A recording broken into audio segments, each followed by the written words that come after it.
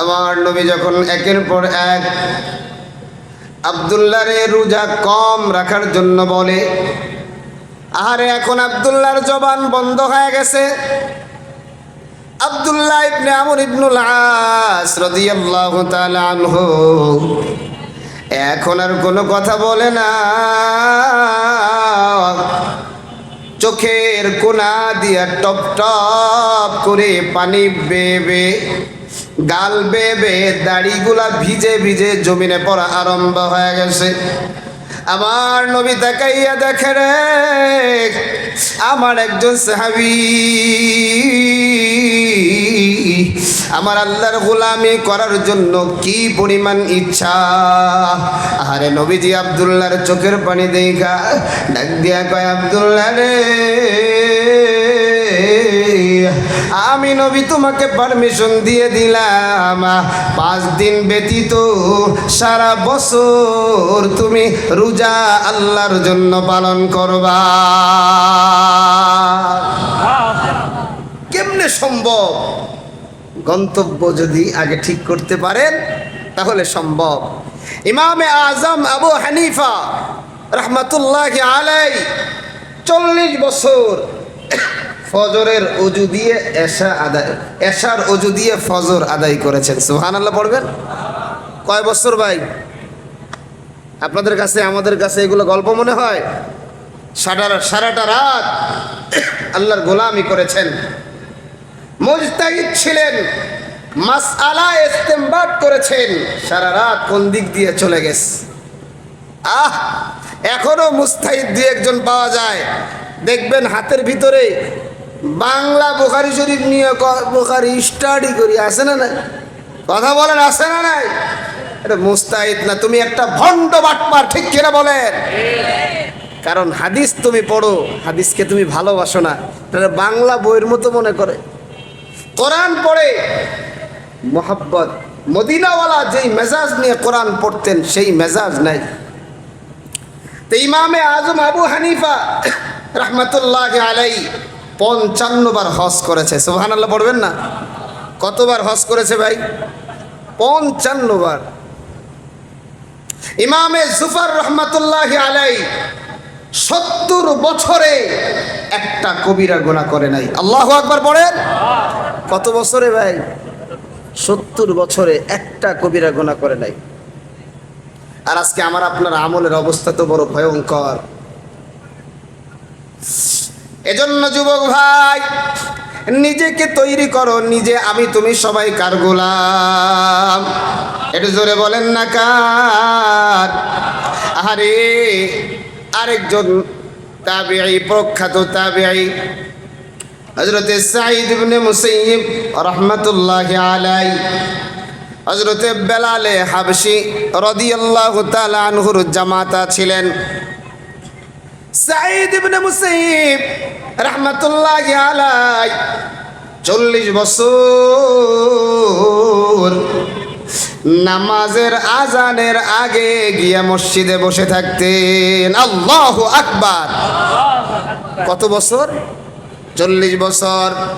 আরে ধরেন, মনে করেন এশার আজান হবে 8টায়, আল্লাহর পাগল 8টা বাজার আরো 20 মিনিট 15 মিনিট আগে মসজিদে হাজির হয়ে গেছে।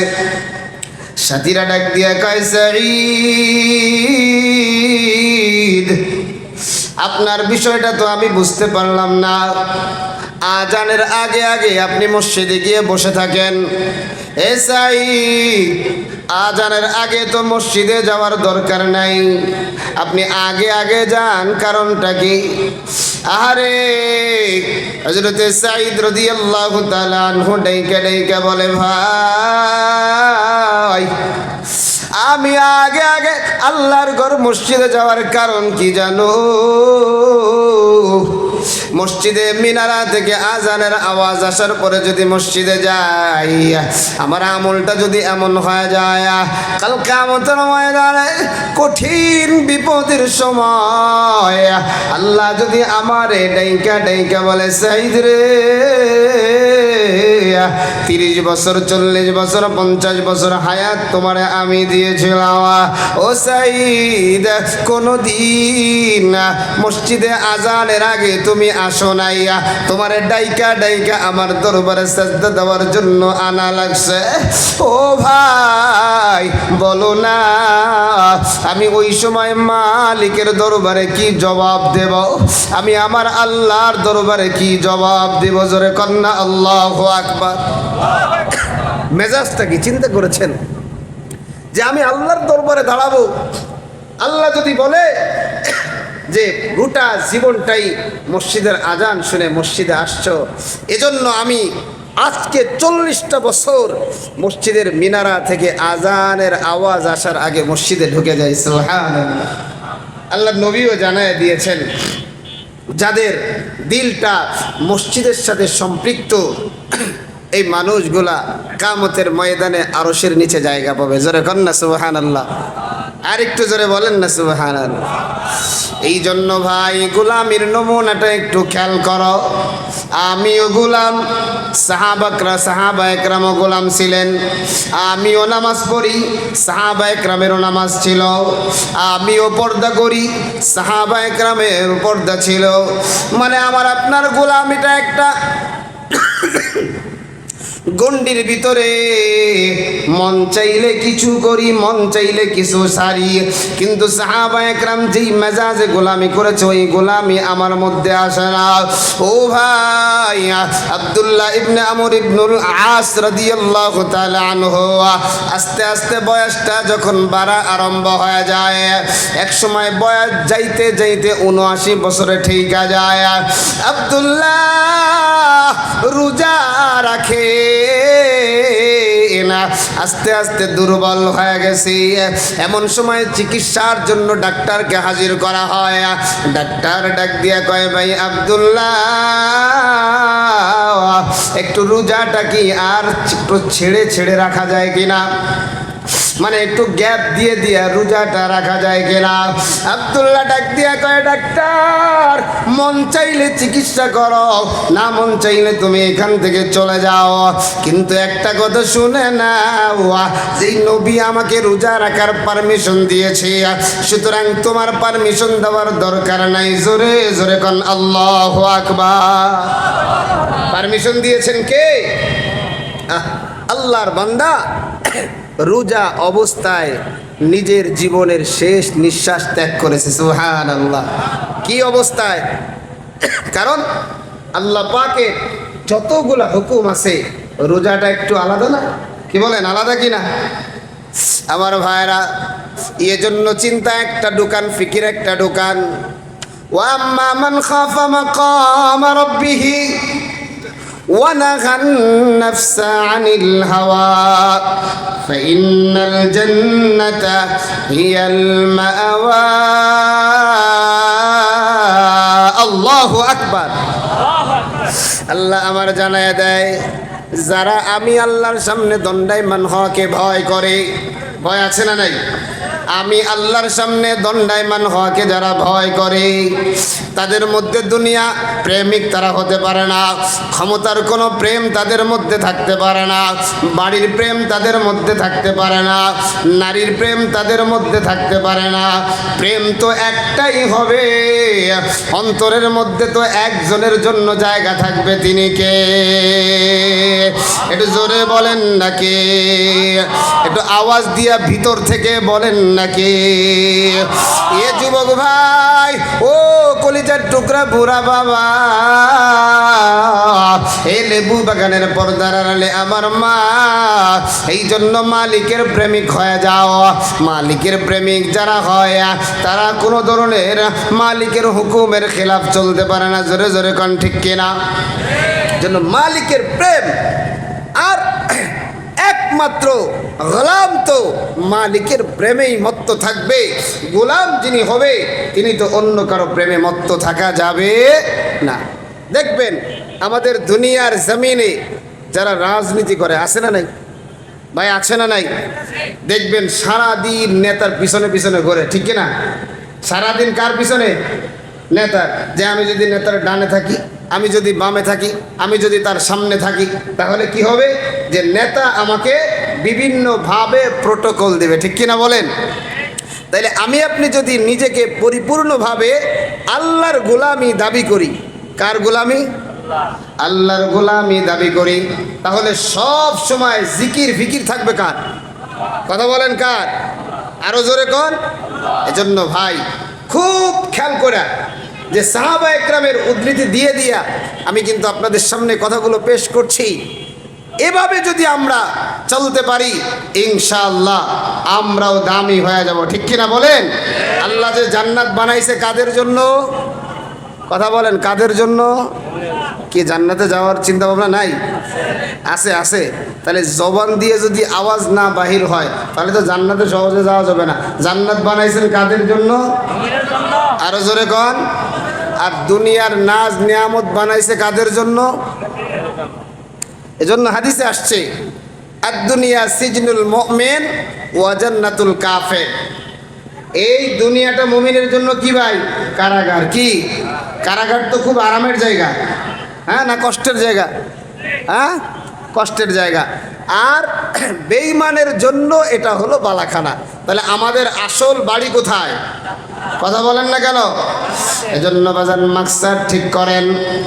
মাকসাদ যদি ঠিক হয়ে যায়, উদ্দেশ্য যদি ঠিক হয়ে যায়, গন্তব্য যদি ঠিক হয়ে যায়, তাহলে আপনার ভিতরে আর কোনো সময় শয়তান গালেব হবে না।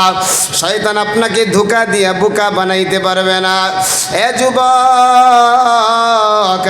এই জন্য মূলটা নিয়ে চিন্তা করো রে বাবা, আসলটা নিয়ে চিন্তা করো রে বাজান। আমার আল্লাহ কি উদ্দেশ্যে আমারে বানাইলেন, আর আল্লাহ বানায়া আমারে কি উদ্দেশ্যে পাঠাইলেন? ছিলাম কোথায়, আসি কোথায়, আমার গন্তব্য কোথায়? গন্তব্য যদি ঠিক করতে পারো তাহলে তোমার উপরে শয়তান বিজয় হতে পারবে না। আরে নবীর সাহাবী আমিরুল মুমিনিন খলিফাতুল মুসলিমিন হযরত ওমর ফারুক রাদিয়াল্লাহু তাআলা আনহু, আল্লাহর নবীর সাহাবী যেদিন দুনিয়া থেকে বিদায় হয়ে যায়, নবীর সাহাবীর ইন্তেকালের পরে নবীর সাহাবীকে গোসল করানোর জন্য গোসলখানায় ঢুকা যায়। যেই সাথীরা গোসল করায়, ওই সাথীরা যখন শরীর থেকে কাপড়টা খুলে ফেলে, জামাটা খোলার পরে পিঠে যখন পানি দিয়া হালকা করে একটা ডলা দেয়, তাকায়া দেখে রে আমিরুল মুমিনিন খলিফাতুল মুসলিমিন হযরত ওমরের পিঠের ভিতরে লম্বা লম্বা কালো কালো দাগ দেখা যায়। আল্লাহু আকবার। আরে সাথীরা এই অবস্থা দেখে চোখের পানিটা ছাইরা দেয়, ছাইরা দিয়ে একটা চিৎকার মেরে বলে, কে আছো রে? আমিরুল মুমিনিন খলিফাতুল মুসলিমিনের শরীরের ভিতরে মনে হয় চাবুকের আঘাত। কে আমিরুল মুমিনিনের শরীরের মধ্যে পিঠের ভিতরে চাবুকের আঘাত দিতে পারে? এমন সাহসটা কার?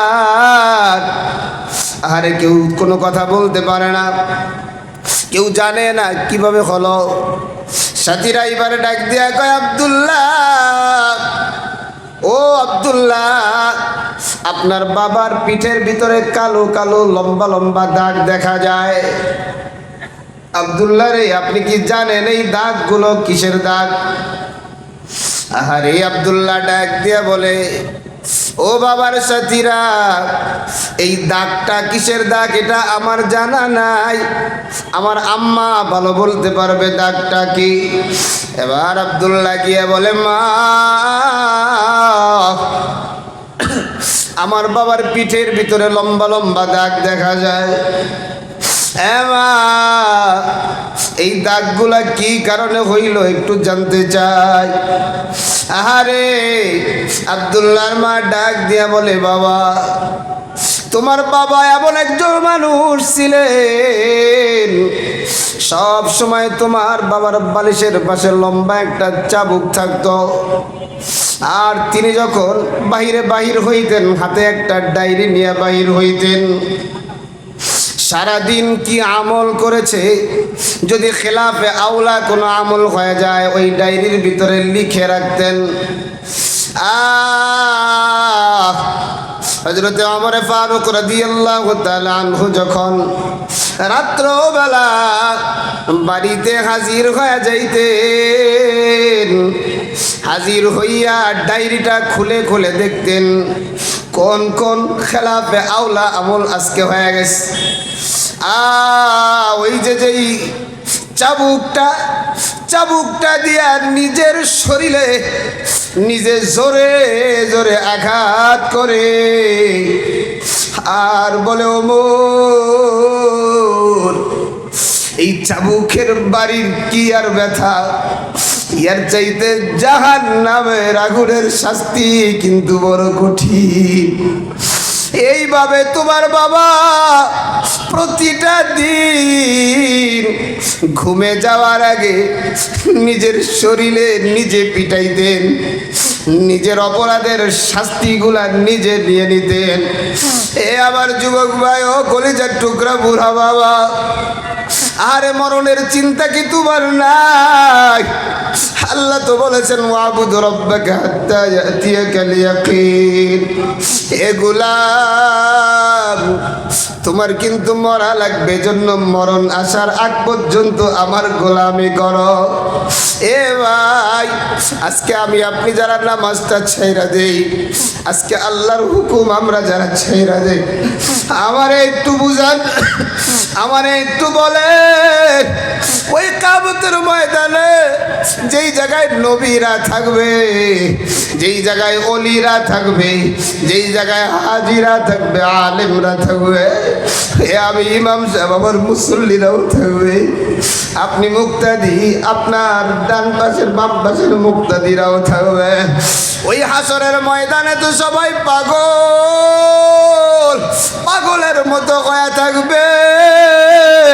ওই সময় যদি আবার আল্লাহ বলে ওয়ামতাজুল ইয়াউমা আইয়ুহাল মুজরিমুন, আল্লাহ বলে ও ইমানদার আর বেঈমানের মধ্যে আলাদা হয়ে যাও। এই যুবক ভাই একটু চিন্তা করে দেখে না, আজকে যদি আমি নামাজটা ঠিক মতো আদায় না করিয়া, আজকে যদি মালিকের হুকুমটা ঠিক মতো না আদায় করিয়া, ওই জায়গায় যদি আবার আলাদা কইরা দেয়, আবার যদি দূরে ঠেলা দেয়, আরে কিয়ামতের ময়দানের আমার অবস্থাটা কি হবে? আমার অবস্থাটা তো বড় ভয়ঙ্কর হবে। আমি তো আবার আল্লাহর দরবারে আসামি হয়ে দাঁড়ায় গেলাম। আর যদি আসামি হইয়া যায় ওই কিয়ামতের ময়দানে, আমল নামাটা কিন্তু ডান হাতে আসবে না, আমল নামাটা কিন্তু বাম হাতে আসবে। ও যুবক, চিন্তা করিয়া দেখো, আমল নামাটা যদি বাম হাতে আসে, আমি তুমি কিন্তু ধরা খেয়ে যাব।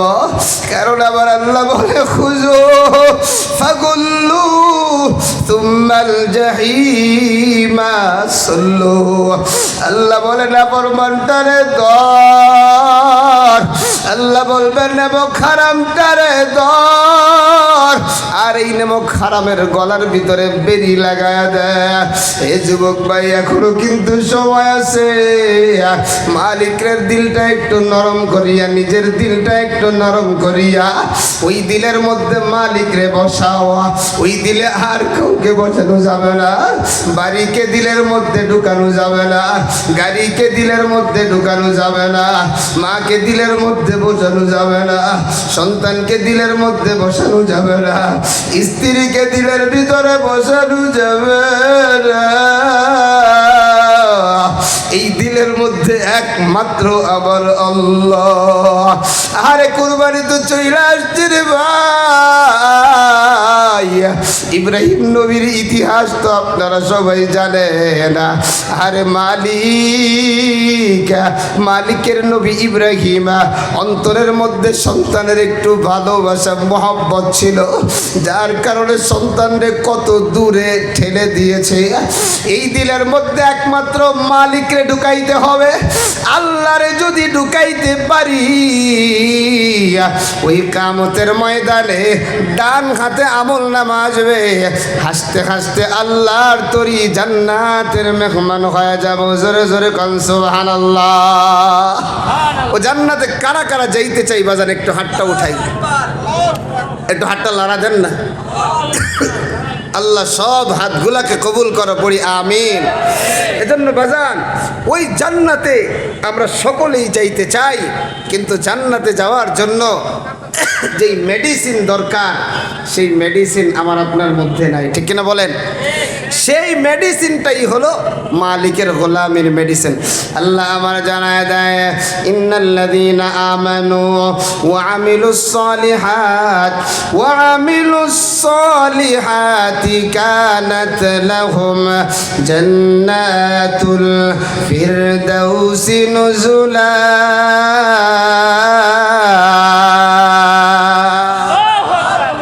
আল্লাহ জানায় দেয় যে বান্দা, তুমি যদি জান্নাতে যাইতে চাও, এক নাম্বার মেডিসিন হলো ঈমানটাকে একবারে ভিতরে বদ্ধমূল করে দাও। কারণ ঈমান আর কুফরি এক জায়গায় হতে, কথা বলেন না কেন? এই যে লাইটের আলো আর অন্ধকার এক হতে পারে? কারেন্ট চলে যাবে, অন্ধকার হয়ে যাবে। কারেন্ট আছে তো অন্ধকার দূরীভূত হয়ে যাবে। তাহলে বোঝা গেল ঈমান আর কুফরি কোনো সময় এক জায়গায় বাস করতে পারে না। এবার ঈমানটা হবে কার মতো? ঈমানটা হবে কার মতো? দেখেন, হযরতে বেলাল রাদিয়াল্লাহু তাআলা আনহুর উদাহরণ ঈমানের ব্যাপারে অনেকেই পেশ করে যে হযরতে বেলালকে কি পরিমাণ কষ্ট দেওয়া হয়েছে, কথা কন ঠিক কিনা? এরপরেও ঈমান ছাড়ছে? আরো জোরে কন। জীবন ছাড়ছে, মাগার কি ছাড়ে নাই? ঈমান ছাড়ে নাই। এবার মনে করেন যদি বলা হয় এই জায়গা থেকে আমরা যারা আছি চলেন যাই, এখান থেকেই যাব বাতিলের বিরুদ্ধে জিহাদ করার জন্য, সবাই যাওয়ার জন্য রাজি আছেন? এই যে 6 জন ইনশাআল্লাহ বললেন, বাকিরা সবাই যাবেন? ইনশাআল্লাহই বলতে পারেন নাই তো যাবেন কিভাবে? সবাই যাবেন? আরো জোরে বলেন যাবেন, আওয়াজ দিয়ে বলেন যাবেন। এই জন্য আমি শুরু দিয়ে বলেছিলাম 313 জন, 13 জনের একটা বাহিনী চাই। আলহামদুলিল্লাহ এই যে যুব সংঘ আলহামদুলিল্লাহ একটা বাহিনী তৈরি হয়েছে। এদের উদ্দেশ্যটা কি? দিন প্রচার করা। উদ্দেশ্য কি ভাই? দিন প্রচার করা। হযরতে বেলাল রাদিয়াল্লাহু তাআলা আনহু তিনি কালিমাওয়ালা ছিলেন, তার উপরে যেই কষ্ট গেছে, নির্যাতনের স্টিম রোলার চলেছে, এমন একজনের উপরে যদি বর্তমানে চলে সাইরে দেমা কাইন্দে বেশি, কথা মান ঠিক কিনা? কিন্তু তারপরেও এমন মানুষ আছে না নাই? আফগানিস্তান বিজয় করেছে তো আমার আপনার মতো মুসলমান, ঠিক কিনা কর? আমার আপনার মতো মুসলমান বিজয় করেছে কিনা? এখন যদি বলি বাংলাদেশে ইসলামকে বিজয় করার জন্য আমরাও এখান থেকে 313 জন চাই, পাওয়া যাবে? পাওয়া যাবে? আমি একটু দেখতে চাই, পাওয়া যাবে? আওয়াজে তো বোঝা যায় না, পাওয়া যাবে? আগামী দিনে যদি শাপলা চত্বর থেকে ওলামা একরাম আহ্বান করে, আমাদের এবারের টার্গেট হলো নয়তোবা কাদিয়ানীদেরকে বাংলাদেশে অমুসলিম ঘোষণা করা হবে, তা না হলে বাংলাদেশ থেকে পিটায়া বঙ্গোপসাগরে ভাসিয়ে দেওয়া হবে। এই আন্দোলনে কারা কারা জীবন দেওয়ার জন্য প্রস্তুত?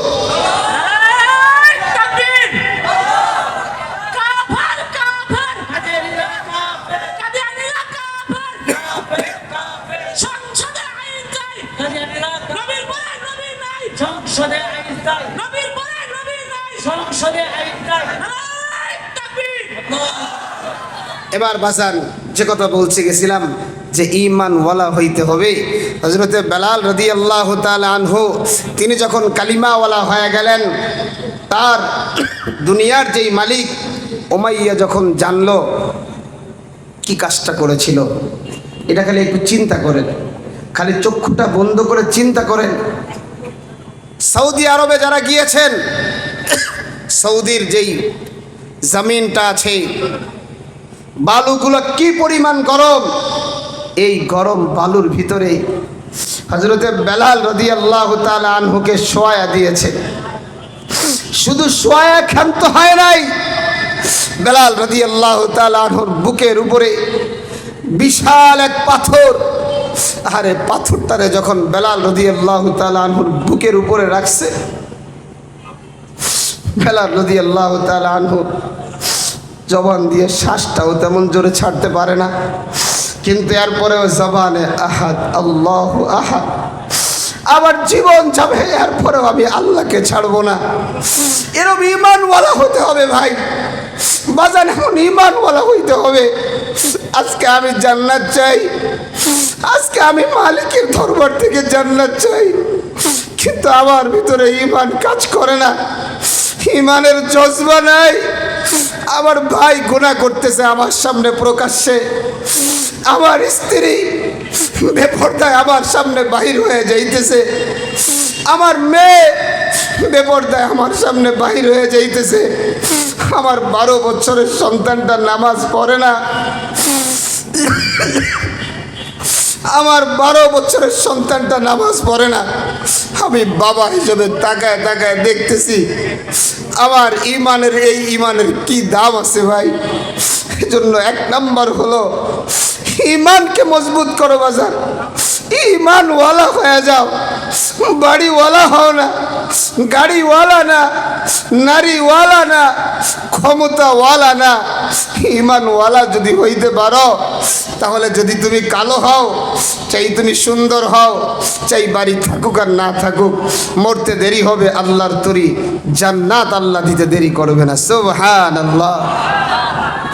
আরে নবীর সাহাবী আম্মার ঈমানওয়ালা হয়ে গেছে, তার মা সুমাইয়া ঈমানওয়ালা হয়ে গেছে। আবু জাহেল আম্মারকে একটা খুঁটির সাথে বেঁধে রাখছে, সুমাইয়াকে আরেকটা খুঁটির সাথে বেঁধে রাখছে। আবু জাহেল কয়, আম্মার তুই কি ঈমান ছাড়বি না? তোর ভয়ঙ্কর একটা অবস্থা দেখবি। আম্মারের মা বলতেছে, সুমাইয়া আম্মা জীবন যাবে বাবা, এরপরও ঈমান ছাড়বি না? আমি এমন সন্তান জন্ম দেই নাই যে সন্তান বেঈমানের ভয়ে ঈমান হারা হয়ে যাবে। হযরত সুমাইয়া রাদিয়াল্লাহু তাআলা আনহা শরীর থেকে কাপড়টা টেনে টেনে খুলেছে। সুমাইয়া রাদিয়াল্লাহু তাআলা আনহার শরীরের পশমটা বেলেট দিয়ে কেটেছে, লাস্টে জমিনে পড়ে গেছে। লজ্জাস্থানের ভিতরে বল্লম দিয়ে আঘাত করে সুমাইয়া রাদিয়াল্লাহু তাআলা আনহাকে দুনিয়া থেকে বিদায় করে দিয়েছে। হযরত আম্মারকে শেষ করে বিদায় করে দিয়েছে। আমার তো ভাবতে অবাক লাগে, আজকে মুসলমান ভারতে নির্যাতিত হয়, বাঙালি মুসলমান যখন চুপ থাকে, মুসলমান যখন কাশ্মীরে নির্যাতিত হয়, বাঙালি মুসলমান যখন চুপ থাকে, মুসলমান যখন ফিলিস্তিনে নির্যাতিত হয়, বাঙালি মুসলমান চুপ থাকে, তখন আমার কেন যেন দিলের ভিতরে একটা ভয় কাজ করে, না জানি আল্লাহ ভাগ্যের গজব কোন সময় চলে আসে। এই মুসলমানগুলা চিৎকার করে বলতেছে, আল্লাহ সেই দলটা আসবে কবে যারা আমাদেরকে বিজয় করার জন্য জীবনটাকে উৎসর্গ করবে। আজকে আমার মনে হয় ভারত থেকে, ভারতের পশ্চিম বাংলা থেকে আমার মুসলমান ভাই বোনেরা বলতেছে, আমার মনে হয় গজওয়াই খুব দ্রুতই চলে আসছে। এজন্য প্রত্যেকটা যুবককে দিল ভাঙ্গা কণ্ঠে বলে দিতে চাই, কান্নাওয়ালা চোখে বলে দিতে চাই, যুবক প্রস্তুত হও, নয়তো ইসলামী হুকুমত নয় শাহাদাত। কথা বলেন ঠিক না? এ জীবন চাই না যেই জীবন থাকার পরে মুসলমানদেরকে নিপীড়ন হতে দেখব, নিষ্পীষণ হতে দেখব, ঠিক কিনা বলেন? আল্লাহ পাক আমাদের সকলের ঈমানটাকে হজরতে বেলাল রাদিয়াল্লাহু তাআলা আনহুর ঈমানের মতো মজবুত করে দেন, পড়ি আমিন। বাজান, অল্প কথা, সব সময় এই যুব সংঘের উদ্যোগে মাহফিলের আয়োজন হয়, এবছরও হয়েছে আলহামদুলিল্লাহ। আমি এই ময়দান থেকে একজন আল্লাহর পাগল দেখতে চাই, কোরআনের আশেক দেখতে চাই। বেশিরা মাত্র 5,000 টাকা একজন দিবেন। কোন পাগলটা আছেন? আল্লাহ, আমি দেখতে চাই, আল্লাহ তোমার কোন খালেস বান্দাটা এ ময়দানে আছে কোরআন জন্য, কোরআনকে বিজয় করার জন্য, কোরআনের আলো ছড়ায়া দেওয়ার জন্য 5,000 টাকা আজকের এই মাহফিলে জন্য দান করবে। আল্লাহু আকবার। একজন যুবক দেখতে চাই। হুজুর